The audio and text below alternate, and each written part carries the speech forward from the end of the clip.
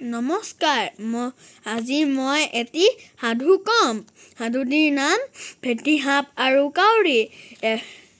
এখন নদীৰ পাৰত এজোপা বৰ ডাঙৰ আহঁত গছ আছিল। সেই গছজোপাত এহাল কাউৰীয়ে বাস কৰিছিল।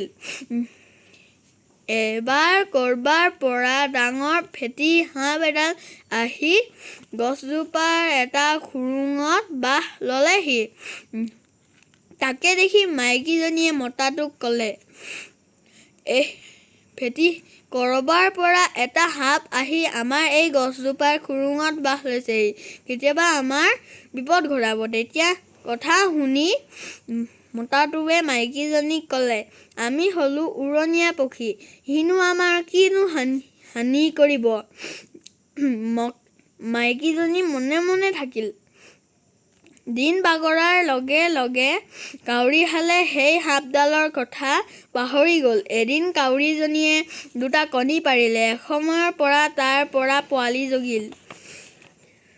এদিন দুপৰীয়াৰ কথা, মতা কাউৰীটো আহাৰ বিচাৰি ওলাই গৈছে। মাইকীজনীয়ে পোৱালি দুটিৰ সৈতে খেলি আছিল।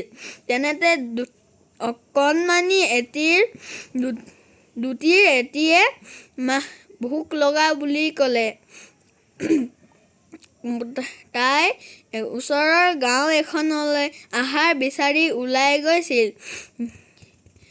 কিছু সময়ৰ পাছত কাউৰীজনী উভতি আহিল। কিন্তু বাঁহৰ ওচৰ পাই তাই দেখিলে তাত পোৱালি দুটা নাই।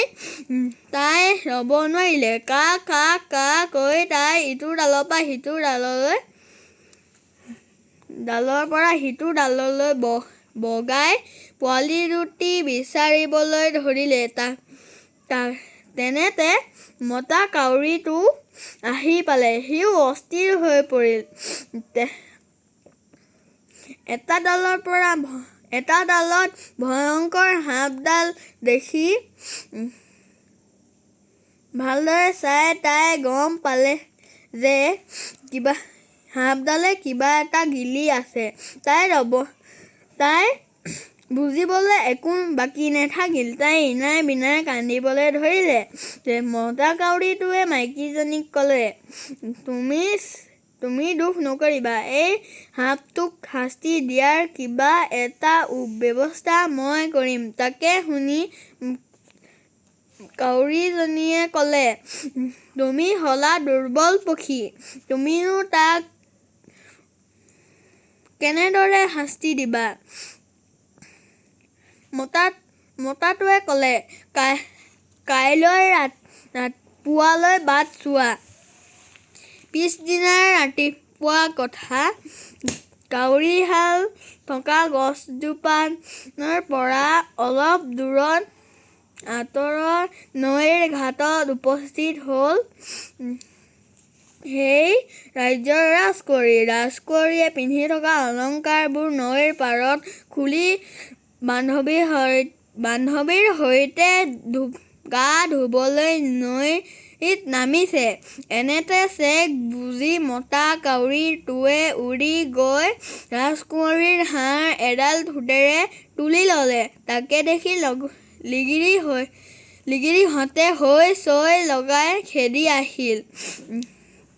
কিন্তু লিগিৰীহঁতৰ চকুৰ আগেৰে সিহঁতে দেখাকৈ হাড়ডাল আনি কাউৰীটোৱে সাপডাল থকা গছজোপাৰ খুৰুঙত পেলাই দিলে। তাকে দেখি লিগিৰীহঁতে ৰজাৰ লগুৱাবোৰক খবৰ দিলেগৈ। লগুৱাবোৰৰ এজনে গছজোপাৰ খুৰুঙত উঠি হাড়ডাল ল'বলৈ চেষ্টা কৰিলে। নোৱাৰিলে বাবে আন লগুৱাবোৰৰ সৈতে ৰাজকুঁৱৰীৰ হাড়ডাল উদ্ধাৰ কৰিলে। তাৰ পিছত ফেটি সাপডাল ৰজাৰ ওচৰত নিয়াই ৰজাই বন্ধ পিঞ্জৰাত সাপডালক ৰাখিলে। সেইদিন ধৰি কাউৰীহালে সুখে শান্তিৰে থাকিল।